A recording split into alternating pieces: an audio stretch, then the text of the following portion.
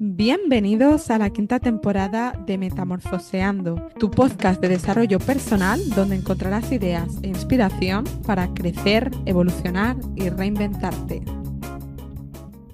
Muy buenos días y bienvenidos una semana más a este espacio. Hoy con un episodio al que hemos decidido titular Actitudes comunes que deterioran una relación de pareja. Y es que, con frecuencia, la convivencia y las discrepancias que surgen en torno a distintos ámbitos hacen mella y pasan factura en nuestras relaciones. De cómo reconocer estos patrones y qué hacer al respecto, hablamos hoy con la psicóloga Susana Iborra. Susana, muchas gracias por aceptar la invitación y bienvenida al podcast.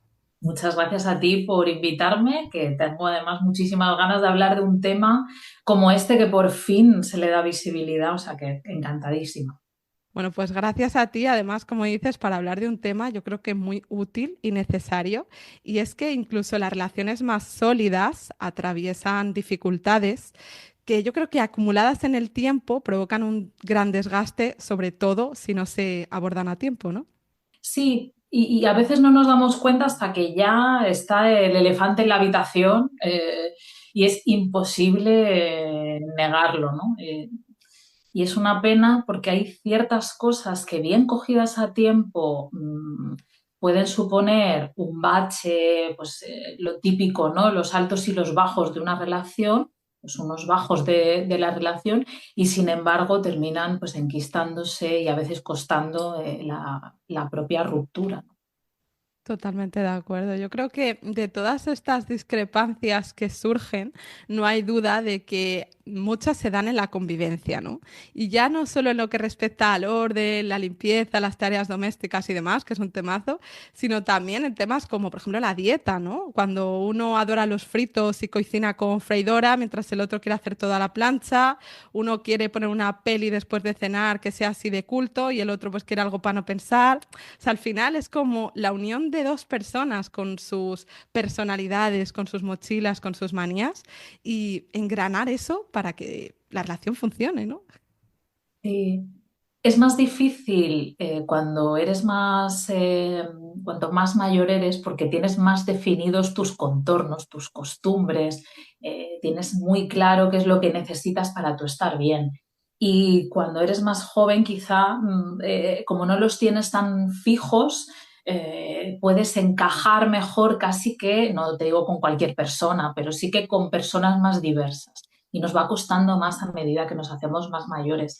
Pero si uno entiende que para compartir tu vida con otra persona sí que tienes que desdibujar un poquito tus contornos, no borrarlos por completo para moldarte 100% a la otra persona, pero sí borrar ciertos contornos uno y otro para encajar bien, yo creo que eso se vive con menos resistencia. Pero ahora hay como una oda a la autenticidad, a ser fiel a uno mismo, que confundimos ser fiel a uno mismo y no dejarte flexibilizar tus valores con ser ahí un bloque rígido de yo soy así y estas son mis costumbres y tú no tienes que venir aquí a hacer que yo esta noche en lugar de comerme una ensalada me tenga que comer no sé qué. O sea, yo creo que hay muchas maneras de encajar eso siempre y cuando haya buena voluntad por las dos partes y no ese malentendido, yo soy muy auténtico y a mí nada ni nadie me va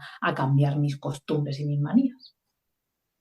Totalmente. Me ha gustado mucho eso de dibujar los contornos y en referencia un poco también a esto que decías de la oda a la autenticidad. Yo creo que, claro, las sociedades van cambiando y antes como que los roles estaban como muy definidos, ¿no? Lo que hacía el hombre, lo que hacía la mujer y ahora cada vez está más difuso porque obviamente con la inserción de la mujer al mercado laboral, pues claro, ya no está todo tan limitado. Entonces, hablando en el anterior episodio con otra psicóloga que es Julia Martí, ella decía como que el peligro de las relaciones simétricas hoy en día es como que queremos hacerlo todo al 50-50. Y bueno, cogiendo con pinzas la palabra peligro, porque bueno, bendito peligro que nos lleva, ¿no? También a la igualdad. Pero sí que es verdad que muchas veces es como que se genera una deuda, ¿no? En tanto, en cuanto tú has hecho esto, yo he hecho lo otro, yo siento que yo he hecho más, tú menos. Y claro, esto también como que merma mucho las relaciones, ¿no? Sí, pero es malentender que la reciprocidad tiene que ser pagar exactamente con la misma moneda y en un tiempo que no sea muy lejano, ¿no? Yo te echo el desayuno hoy, tú me lo haces mañana. Eso es al 50-50. No, eso no lo es. Al 50-50, o sea, la reciprocidad sería que tú esta semana que estás fatal de trabajo, estás hasta arriba, yo te hago el desayuno todos los días y la semana que viene volvemos a hacer un día tú, un día yo y a lo mejor hasta dentro de 2 meses no me toca a mí, me toca entre comillas, ese todos los días soy yo porque tengo mucho lío, estoy enfermo, estoy cansado, lo que sea, ¿no? Entender que, que hay como una especie, ¿no? Si lo hiciéramos siguiendo a Julie y John Gottman, ¿no? Los míticos eh, psicólogos de pareja, ellos hablan de la cuenta bancaria emocional. Tú vas metiendo en ese banco y a veces sacas y a veces solo estás ingresando y no sacas. Y lo importante es que aunque te toque una temporada de sacar mucho, seas consciente de que también has invertido mucho y te puedes permitir ese sacar. Si tú quieres hacerlo todo tan rígido al 50%, nunca hay un excedente como para que tú, cuando tengas un mal momento, puedas sacar más, ¿no? Entonces, esto ya sé que son términos muy de la economía y llevarlos al amor es como cortocircuito, pero si lo vemos así, ¿no? El que un equipo no es que haga todo el tiempo cada uno solo su parcelita y se divida muy bien esas parcelitas, sino que sepamos que hay momentos donde vamos a estar ahí y no recibamos probablemente casi nada a cambio, pero nos vale la pena porque el compromiso está por encima de ese menudeo. Totalmente, yo creo que como no llevar la cuenta, ¿no? En tus relaciones de alguna forma, que luego también pues dependerá de cada relación y que hay mucha gente que con esto se salta muchos pactos, entonces bueno, pues como todo depende. Y fíjate que estamos hablando de actitudes, ¿no? Comunes que deterioran nuestras relaciones y yo creo que hay un predictor claro del mal funcionamiento de una relación y es cuando ya entramos en críticas, sarcasmos, desprecios. ¿Sabes? Cuando en una discusión uno de los dos sabe que está haciendo daño de manera intencionada o consciente, pues para ganar la discusión o para dejar mal al otro, o todas estas frases, ¿no? Y palabras que imprimen una negatividad, un veneno, ¿no? Cuando ya entras en juzgar al otro, críticas en su físico o en su manera de ser, o te ridiculizan delante de otras personas. Claro, esto yo creo que genera una gran desconexión emocional. No ves al otro, ves tu daño, ¿no? Como yo estoy herida o herido, quiero que la otra persona entienda mi dolor a través de yo hacerle daño, ¿no?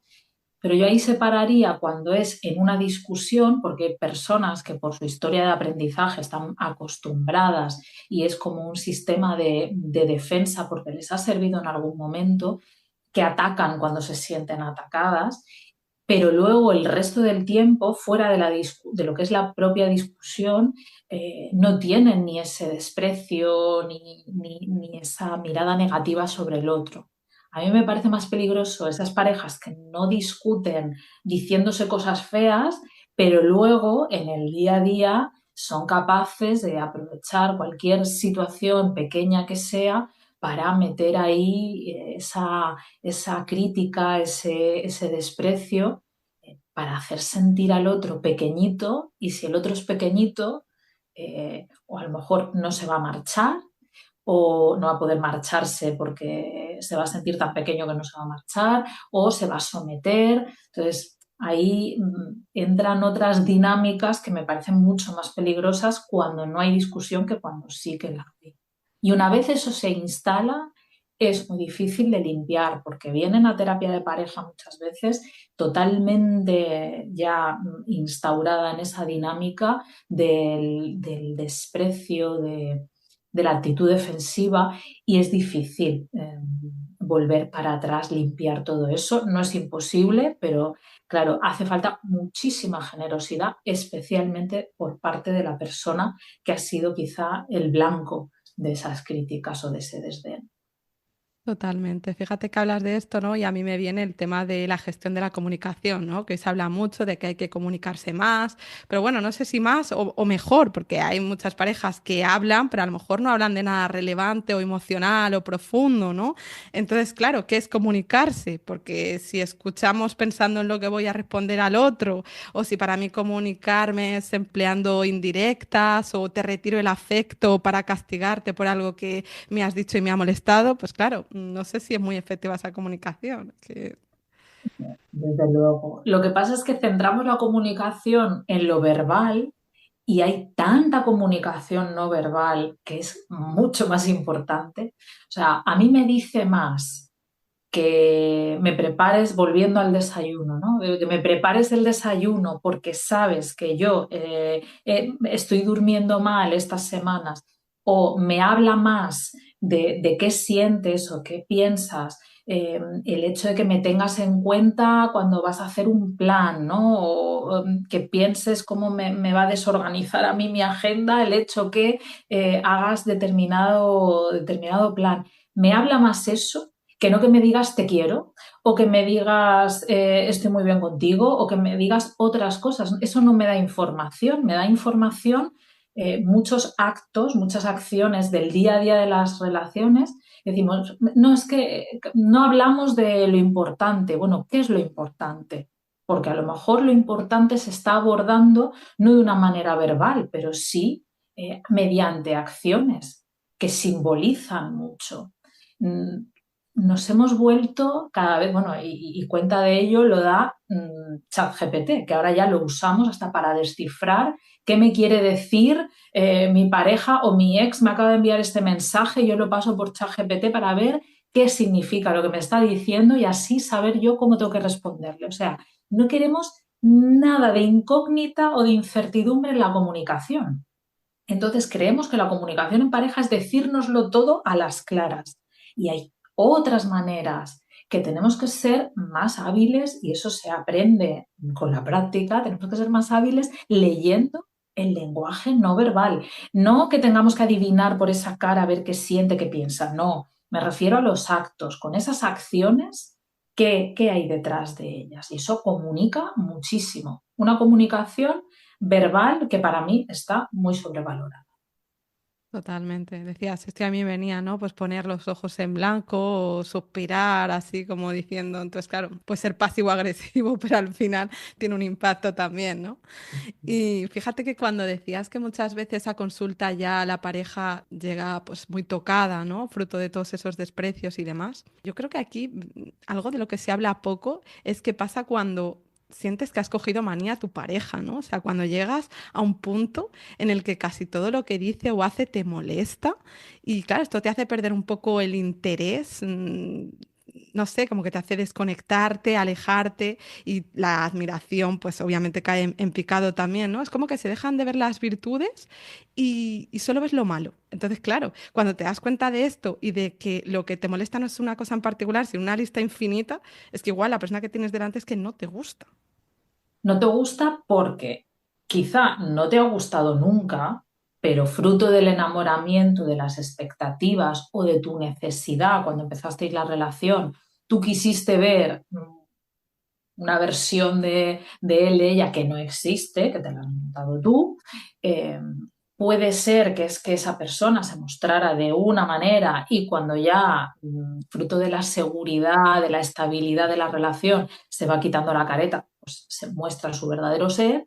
O puede ser que llevéis tanto tiempo que esa persona ha ido evolucionando en una dirección que a ti no te gusta, que esa persona nueva ya no te cae bien. ¿Por qué? Pues a lo mejor tú has crecido en otra dirección o porque tú te has mantenido exactamente en el mismo punto y entonces su evolución te descuadra y no te gusta y nos fijamos en lo negativo. Y ahí yo vuelvo a hablar siempre de los valores, ¿no? En consulta digo, lo que no te gusta es algo de la conducta o es algo de los valores que hay detrás de esa conducta, porque las conductas sí que se pueden cambiar, pero los valores y más si es fruto de un trabajo personal, de un crecimiento, de un desarrollo, lo que sea, pues la persona no va a querer cambiar esos valores, obviamente. Entonces, dependiendo de si es una cosa u otra, ahí hay vuelta atrás o no la hay.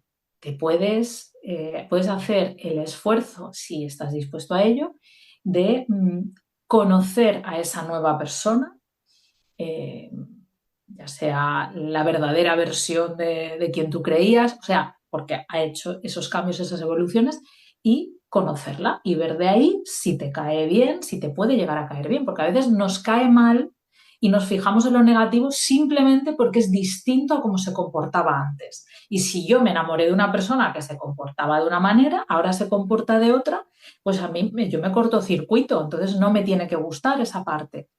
Pero quizá es desconocimiento o reacción ante ese cambio, pero puede llegar a gustarte, te puedes volver a enamorar, puedes enamorarte de una persona a la que ya quisiste, ¿no? A la que quieres, pero ya te enamoraste en otro momento, siendo diferente, con atributos diferentes, con maneras de ser diferentes, porque yo creo que hay que ir volviéndose a elegir a lo largo del camino.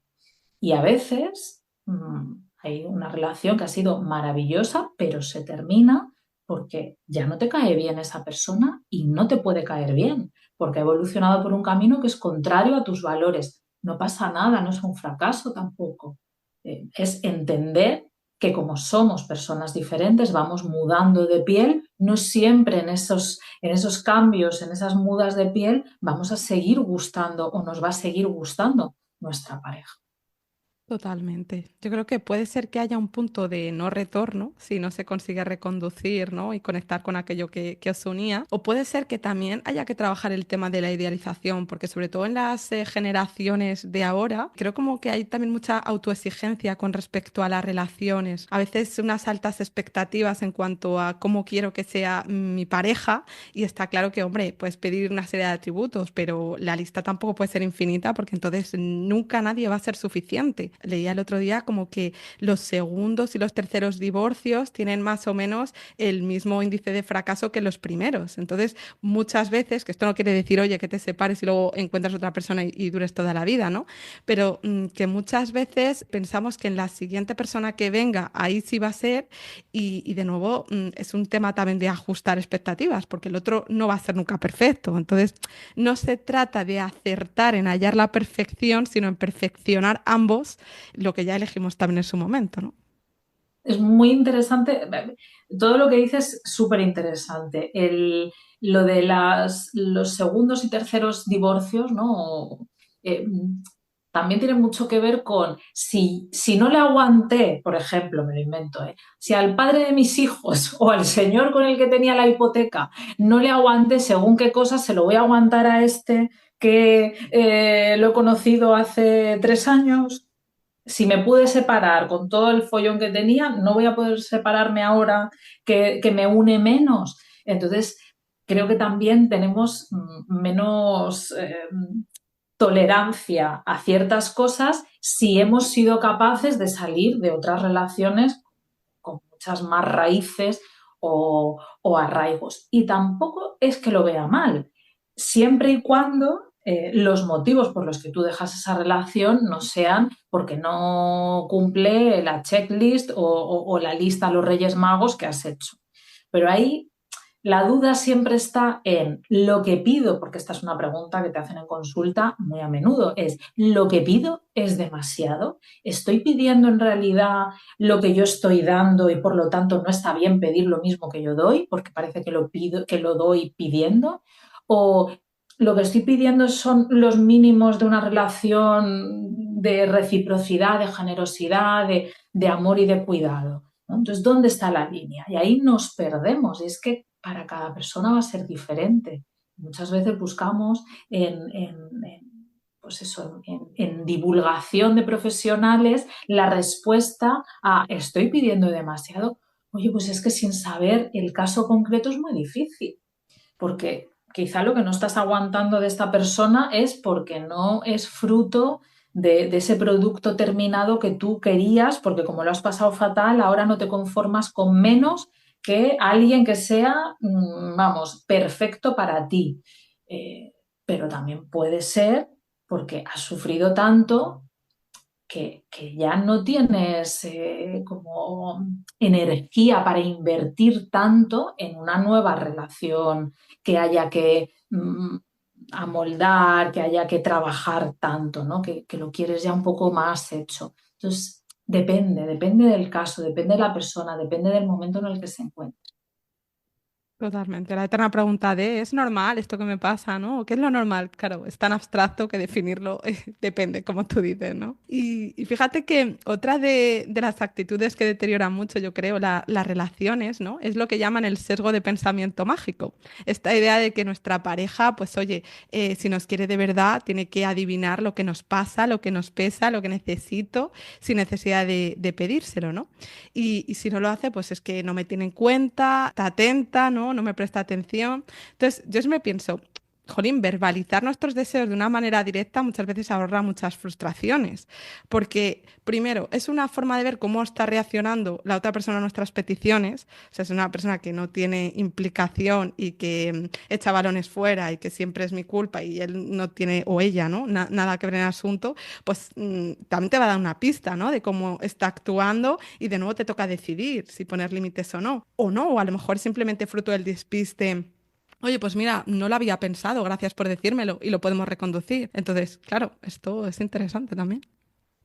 Sí, muy interesante porque también ahí dónde está el punto, ¿no? Porque hay un extremo que es ese mito del amor romántico, de que si alguien te quiere tiene que adivinar y anticiparse a tus deseos y necesidades, pero luego está el extremo opuesto que es, ah, no, si tú necesitas algo, pídelo. Claro, porque voy a estar todo el día pidiendo. O sea, tú no me ves que siempre que tú has necesitado ir al médico, yo te he acompañado, ahora tengo que ir yo al médico, ¿necesitas de verdad que te pida que me acompañes al médico? ¿No me lo puedes ofrecer tú?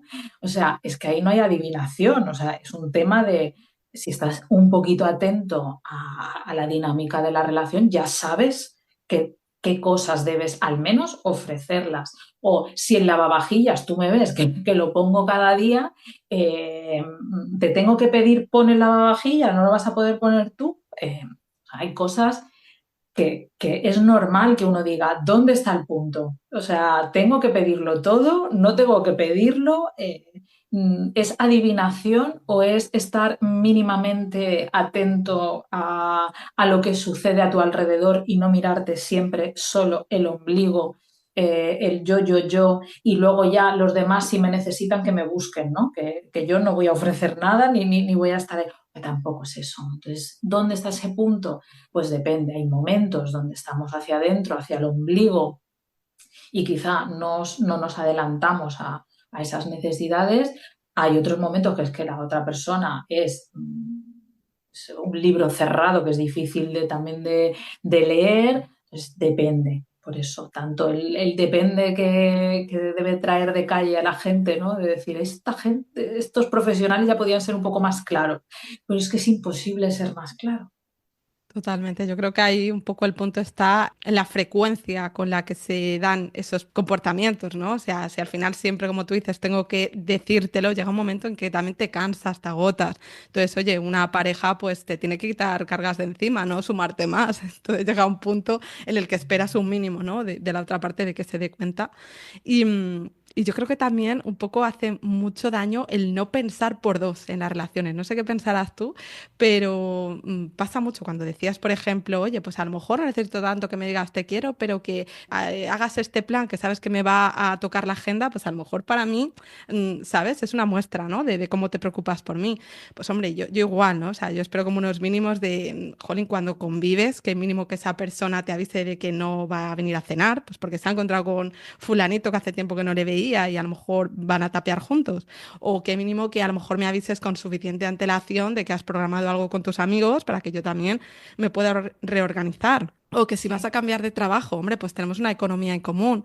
No significa que yo tenga que aprobar tu decisión. Al final yo creo que la última palabra la tiene cada uno, pero de alguna manera me va a afectar, ¿no? Porque cuántos días vas a trabajar, qué horario vas a tener, vas a tener que viajar por trabajo. O sea, al final son decisiones que son de los dos. Claro. el cuidar de la otra persona y de la relación. Cuando tú tienes un compromiso, no es solo, pero es un compromiso que también adquieres con tus amigas o que adquieres con otros vínculos de tu vida. Mm, es en lo bueno, en lo malo, en la salud, en la enfermedad, en la riqueza, en la pobreza, y cuando me apetezca y cuando no me apetezca también. A ver si solo vamos a poder hacer lo que a uno le conviene, lo que a uno le apetece.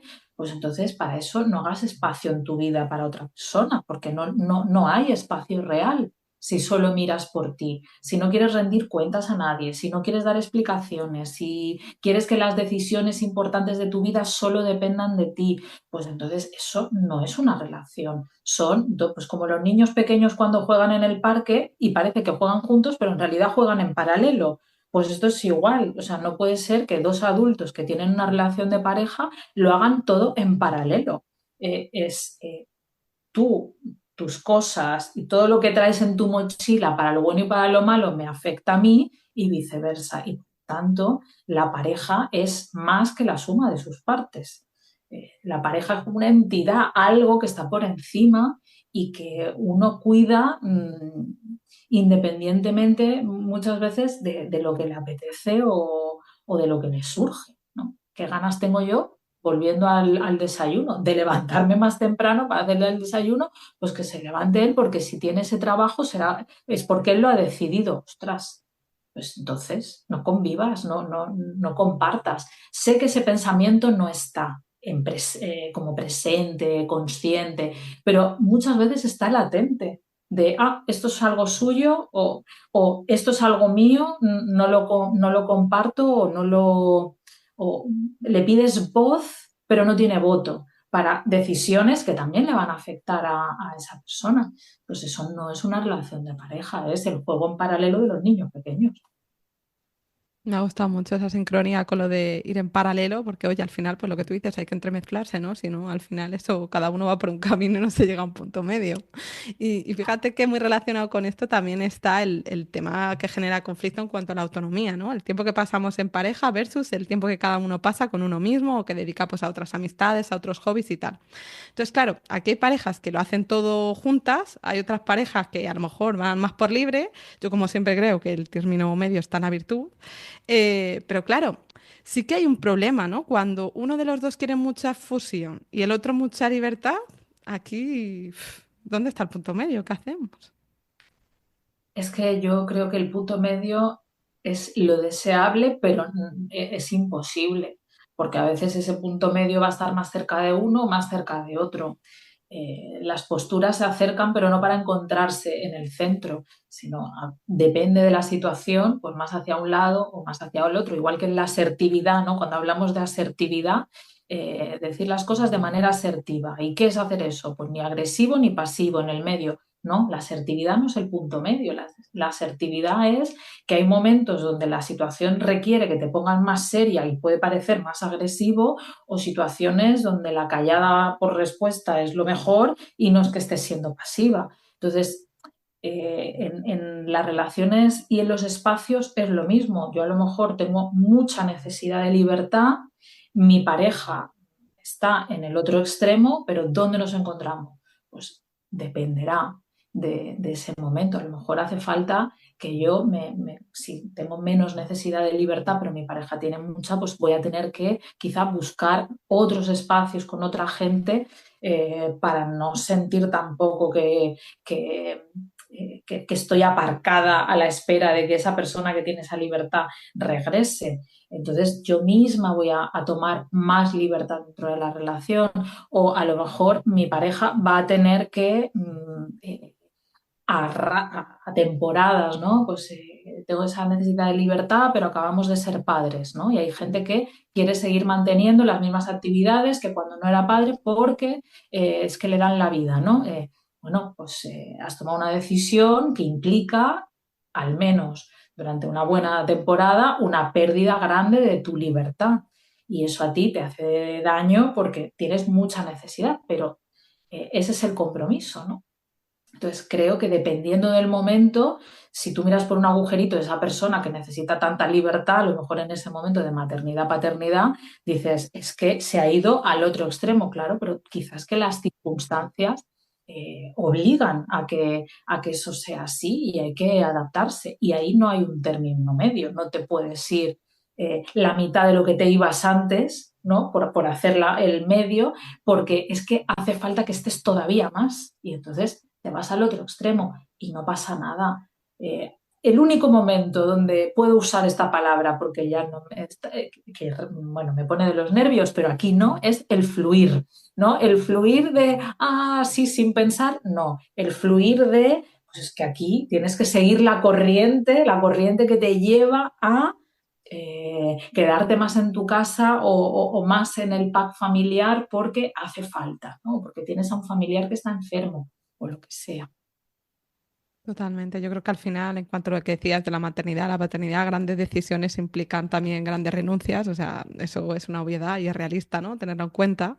Y yo creo que también nos influye mucho el momento en el que vivimos, porque en esta oleada, lo que tú decías, ¿no? De hay que ser independiente, no necesitar. Hay mucha gente que está como perdida de, oye, pero ¿qué es lo normal y qué no es lo normal, ¿no? De nuevo, dentro de una relación. ¿Cuánto tiempo deberíamos dedicar a nuestros planes individuales versus a la pareja? Porque también hay mucha comparación, muchas cosas de las que vemos en redes. Y claro, a lo mejor hay parejas que funcionan perfectamente y el tiempo que dedican a la pareja versus el tiempo que se dedican a sí mismos está en equilibrio y guay, pero a lo mejor sí que es verdad que hay otras personas que tendrían que preguntarse, bueno, ¿qué hay detrás, no? Si yo me pregunto, oye, ¿es normal que me moleste que mi pareja haga planes solo? Claro, también ahí tendrás que preguntar, ¿por qué me molesta, no? Porque muchas veces también es la cosa de, pues oye, temo que mi pareja salga y conozca a alguien que le pueda llamar la atención o que se lo esté pasando bien sin mí. Claro, también como que revisar esa parte, ¿no? Porque al final vivir las relaciones desde el control o desde la fusión o el miedo, pues claro, tampoco igual nos lleva muy lejos. Necesitamos reflexionar más para entender.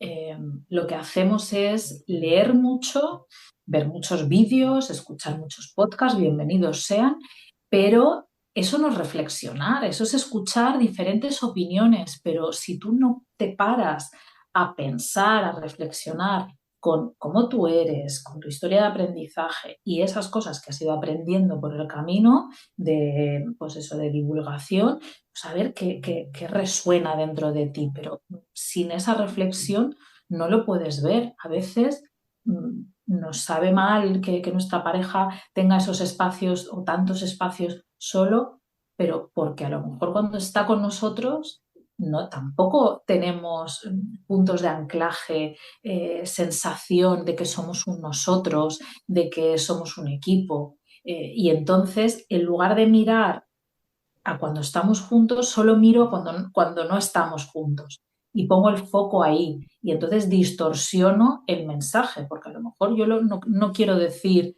qué bien te lo pasas con otros, eso es un rechazo hacia mí, es que cuando estamos juntos yo noto que no te lo pasas bien, noto que no estás conectado.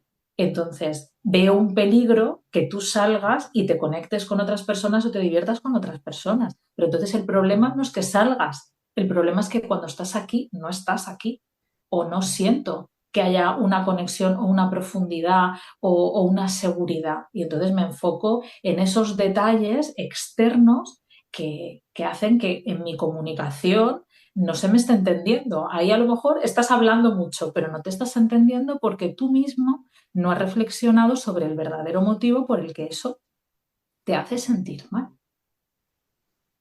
Totalmente. Fíjate que mencionabas, ¿no? Esta idea de, oye, a ver si sales y encuentras a alguien que te llame más la atención. También yo creo que aquí viene mucho el tema de la sexualidad en pareja, ¿no? Cuando hay esas discrepancias en cuanto a lo que esperamos, pues por ejemplo de la frecuencia, ¿no?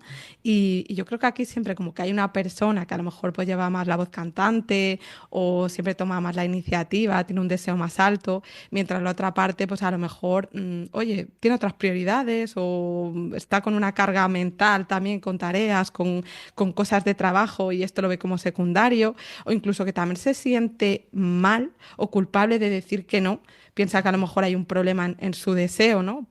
por lo cual también limita mucho el contacto físico. No, no, a ver si se va a pensar que esto es la puerta abierta a tener una relación. A mí retiro el cariño, retiro el afecto y evito desvestirme o vestirme delante de esa persona. Entonces, claro, ¿cómo hacer, ¿no? Para lograr esa simbiosis en las dos partes, cuando están tan distanciados en cuanto a lo que cada uno considera que es normal o la frecuencia óptima? Ahí habría que plantearnos, por eso dependiendo de cada caso, pero habría que plantearnos cómo era la sexualidad al principio. Porque si yo soy una persona que tiene poca necesidad y mi pareja es alguien que tiene mucha necesidad, ¿qué ocurría al principio?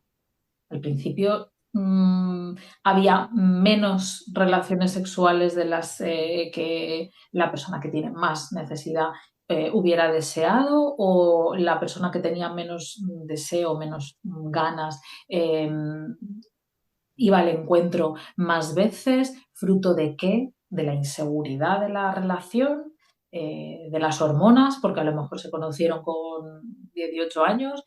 ¿Fruto de qué? ¿No? Entonces, ¿qué puntos de unión había al principio en esa sexualidad? Y a veces no es que uno tenga más ganas que el otro, es que uno está en modo libertad y el otro está en modo supervivencia. Y en modo supervivencia te apetece muchísimo menos porque estás enfocado en sobrevivir. Entonces, en lugar de pedir tanto, vamos a tener relaciones, podías decir, ¿qué puedo hacer para que no te sientas en modo supervivencia? Ocuparme de más cosas domésticas, ocuparme de algo de carga mental que estés llevando tú que te está consumiendo, ayudarte. Si es un tema, por ejemplo, del trabajo, ¿cómo te puedo ayudar para que tú te sientas mejor? Porque hay gente que dice, no, es que mi pareja solo si se alinean los astros puede tener relaciones. Bueno, es que hay personas que aunque estén súper estresadas y en modo supervivencia, tienen ganas, pero tienen ganas porque esa es su manera a lo mejor de comunicar, de dar amor, porque no tienen otras. Y la otra persona está en modo supervivencia y como tiene otras maneras de demostrar el afecto, la conexión o de tener conexión, pues no tiene tanta necesidad sexual. Pero si nos enfocamos en qué necesita esa persona para volver a reflotar su deseo sexual, a lo mejor nos damos cuenta que el que tiene tantas ganas también tiene tantas ganas porque hay muchas cosas que no está haciendo o que no está viendo de la situación de pareja, aunque se quieran muchísimo y no sea un problema de desconexión emocional, pero puedes estar conectado emocionalmente, pero uno muy sobrecargado y el otro no, y entonces no está entendiendo, solo lo ve como un problema de deseo y no es un problema de deseo, es un problema es que yo estoy, que me dan las neuronas, tengo las neuronas justas para pasar el día porque no doy más abasto con tantos malabares. Y tú a lo mejor tienes un trabajo, esto le pasa también mucho a las personas que trabajan solas, ¿no? Que están mucho tiempo consigo mismos, que claro que tienen tiempo de pensar en sexo, pero si tú estás todo el día de aquí para allá, siempre con la cabeza ocupada, totalmente desconectada de tu cuerpo, ¿cómo vas a pensar en relaciones sexuales? Lo que piensas es en dormir o en sentarte un rato o en parar el cerebro de la manera en la que sea. Entonces ahí sí que haría falta reflexionar cada uno y mucha generosidad hacia el otro. Totalmente. Tú decías que a lo mejor no es un problema de deseo, que hay como un problema raíz ahí latente, ¿no? Que muchas veces pues es esa carga mental de la que hablamos, ¿no? Estrés, preocupación, sobrecarga de trabajo. A veces también es la imagen que tenemos del cuerpo, porque claro, cuando uno está inseguro, se avergüenza de su propio cuerpo, tiene complejos, de alguna manera también evita exponerse, ¿no? Entonces, vale, ok, he identificado el problema, ¿cómo puedo resolverlo? Porque al final yo sí que siento que quejarse de la vida, como digo yo, no la mejora, que tiene que haber una voluntad por las dos partes, ¿no? De querer llegar a un acuerdo para que, oye, pues si para ti es tan importante y para mí menos, o a lo mejor lo es igual, pero por otras vertientes no me estoy dedicando a ello, como, ¿qué podemos hacer? Y luego también como desmitificar mucho, ¿no? Porque yo creo que el sexo pues no siempre va a ser magnífico. Hay veces que será bueno, otras veces será regular, incluso rutinario o aburrido y que todo está bien. O sea, al final yo creo que hay que ser realistas con respecto a esto. Muchas veces las películas nos han hecho creer o hemos comprado pues una versión de la vida que no es real. Sí, y que además es que si tienes una relación que dura un año, es una cosa, pero una relación de 15 años es imposible mantener el mismo nivel de deseo, de ganas, de satisfacción, de todo estable. O sea, van a ser picos y valles y lo importante es querer que llegue ese valle, o sea, querer que llegue ese pico, ¿no? Volver otra vez a remontar, desear remontar, aunque en ese momento estés en el valle. Y que esas cosas suelen afectar a otro tipo de situaciones, ¿no? A otras áreas de la vida. Si yo tengo una mala imagen de mi cuerpo, no solo no me voy a sentir lo suficiente como para suficientemente suelto sí, o natural para tener relaciones, aunque sea con la persona con la que ya me ha visto desnudo un millón de veces, pero también me va a afectar en otras cosas de mi vida, ¿no? Entonces, es que importante es solucionarlo no por el sexo, porque hay mucha gente que tiene reticencias a, bueno, pues esto es un área de mi vida y ya está, la dejo ahí aparcada y ya está. Bueno, es que te afectan otras muchas cosas y si lo arreglas o lo mejoras o lo cambias y eso además repercute en tus relaciones sexuales, pues fantástico, pero tampoco lo hagas con, no necesariamente con ese objetivo. Nos hemos puesto en esa autoexigencia que hay ahora en tantos ámbitos. También nos hemos puesto la exigencia de tener un sexo novedoso, además abierto a un montón de cosas que se vayan poniendo de moda en el momento y tener un montón de aparatos y de juguetes y un montón de todo y oye, pues no todo es para todo el mundo, no, no hace falta llevar la exigencia que antes solo teníamos en el trabajo, ahora llevarla a nuestras relaciones de pareja, a nuestras relaciones sexuales, a todos los ámbitos. O sea, es que ahora no se permite ni un fallo, ni una arista, ni nada. ¿Eh? Todo tiene que ser nuestra mejor versión sexual, profesional, de amistad, de no sé qué. Ostras, qué presión. Tal cual. Es que me estabas contando esto, me venía a la cabeza otro episodio que grabé sobre el tema de la idealización y yo siempre digo, yo es que he comprado todos los packs. Yo en su día compré el pack este de hay que ser independiente y tienes que viajar para ser la mejor versión de ti, allá que me fui yo, estuve en Canadá, en Australia y luego ya pues yo me di cuenta bueno, que no dependía del destino, ¿no? O sea, la felicidad no estaba en el siguiente destino al que fuera. Luego también el tema del emprendimiento, yo también compré, ¿no? Porque es que ahora hay que ser autónomo, emprender, porque eso es lo que te va a dar toda la motivación, no trabajar por cuenta ajena. Y al final yo creo que ahí sí que es verdad que la edad pues te da un punto o no, o a lo mejor no aprendo y sigo cometiendo, ¿no? Y dentro de X años será otra historia que se ponga de moda. Pero sí que es verdad que te das cuenta que cuando no es una cosa y no es otra y no es otra, que sí, que en un cúmulo de pequeñas cositas puede estar tu felicidad, pero que no es como una ideología política que es que si la sigues tal cual y así vas a ser feliz. No. Entonces, pues bueno, con respecto al sexo, pues lo mismo, ¿no? Lo que tú dices, porque al final genera mucha presión y qué necesidad de cumplir tantos estándares por la vida. Sí, porque no sabemos, no creo que en nuestro lecho de muerte nos vayamos a arrepentir de según qué cosas a las que ahora le estamos dando una importancia vital. Yo creo que tiene mucho que ver con la aceptación social. Si ahora lo socialmente aceptado es que seas emprendedor, que cada año te hagas un viaje de estos ahí impresionantes, que además tengas pareja y que sea estable pero que además hay súper modernos en todos los aspectos. Y que, oye, pues si eso deja de ser lo aplaudido, sino simplemente una opción más, como lo ha sido siempre, que siempre ha habido quien era la viajera, ¿no? Que siempre se hacía su viaje y priorizaba eso, siempre ha habido quien era quien probaba todo, ¿no? Y iba a los sex shops antes de que se pusieran incluso de moda online.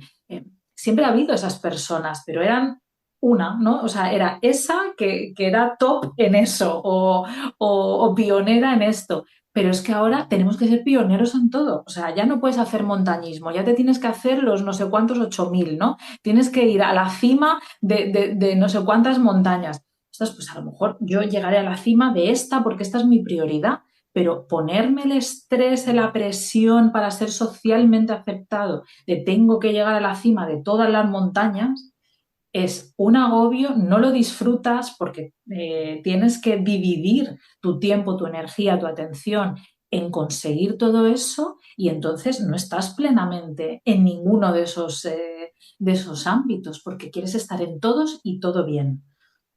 Estás disperso, totalmente. O sea, en muchos sitios y en ninguno a la vez. Y esto me viene un poco para cerrar porque yo seguiría hablando de este tema porque es súper, súper interesante, pero bueno, por el tiempo que tenemos. Mira, Gottman habla como de un matrimonio suficientemente bueno y sostiene que alcanzar una excelencia en la relación es un factor estresante, que es imposible estar siempre en la cresta de la ola. Es, yo creo, como una expectativa demasiado ambiciosa para ser alcanzable, ¿no?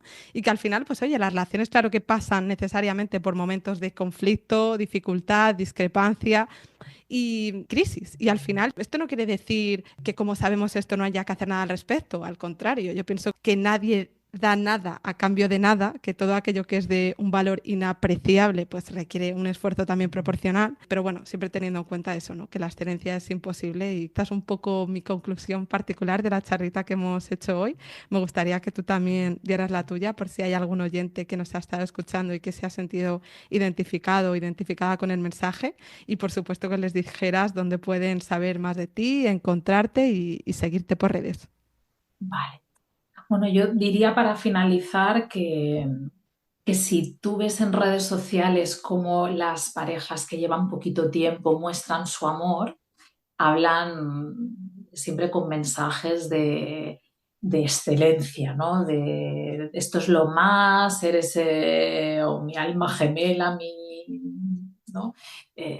Lo mejor que me ha pasado, no sé qué, ¿no? Es como todo con unas palabras muy contundentes. Y cuando las parejas que llevan muchos años lo muestran en redes, ¿no? Y me acuerdo mucho de Kira Sedgwick y Kevin Bacon, que llevan no sé si 30 años juntos o así, ellos cuando hablan de su amor siempre hablan de los altos y los bajos, de las crisis, de haber superado obstáculos. Hablan de un camino que no es bonito, ¿no? Y entonces las parejas que llevan menos tiempo exaltan lo bonito y las parejas que llevan muchos años exaltan precisamente lo menos bonito. Eh, Porque a pesar de ello, su compromiso sigue ahí y se siguen escogiendo. Y creo que creo que ese sería el resumen, ¿no? Que si quieres una relación corta, claro, búscala lo más brillante y preciosa y bonita del mundo, pero si lo que quieres es un camino largo con una persona, ten en cuenta que va a haber polvo, piedras, que te vas a tropezar, que vas a tener que parar, descansar, reiniciar el viaje cuando no te apetezca, reiniciarlo con muchas ganas porque has descansado bien, es decir, que va a ser un camino muy diferente y que eso hay que tenerlo en cuenta. Y nada, me podéis encontrar en Instagram como Susana Iborra Psicóloga. Mi último libro es un ensayo sobre los mitos del amor romántico y las películas, así que si los oyentes están interesados en saber más de cine y de relaciones y de cómo nos vendieron esos mitos a través de pelis, algunas muy bonitas, otras no tanto, pues mi libro Luces, Cámara, Amor habla de eso. Y nada, que muchísimas gracias por este ratito tan agradable, hablando de cosas que yo creo que son importantes, profundas, y que qué bien que tengan un espacio, que, no, que fíjate, no hemos dicho nada muy bonito ni muy halagüeño, pero eso no era lo importante. Oye, pues Susana, muchísimas gracias por estar aquí hoy. La verdad que es un placer siempre dar micro y altavoz a perfiles como el tuyo, porque yo creo que aportáis un gran valor a la comunidad, así que me siento súper afortunada de haberte tenido aquí hoy. Y bueno, a todos vosotros, gracias también por haber escuchado. Si os ha gustado este episodio, os animo también a escuchar el 186 del podcast. Recordaos que con vuestras suscripciones, comentarios y valoraciones desde la plataforma donde me estéis escuchando, me ayudáis a que la comunidad crezca y a que más entrevistas como esta sigan siendo posibles. ¿Y tú? ¿Eres profesional del mundo de la psicología, el coaching o la comunicación y estás listo para llevar tu voz y tu mensaje al mundo? En Metamorfoseando te damos micro y altavoz para que puedas compartir tu historia, consejos y experiencias. Consulta condiciones en mi web www.metamorfoseando.com. Y hasta aquí el episodio de hoy. Os mando un abrazo enorme y nos escuchamos próximamente en un nuevo episodio del podcast.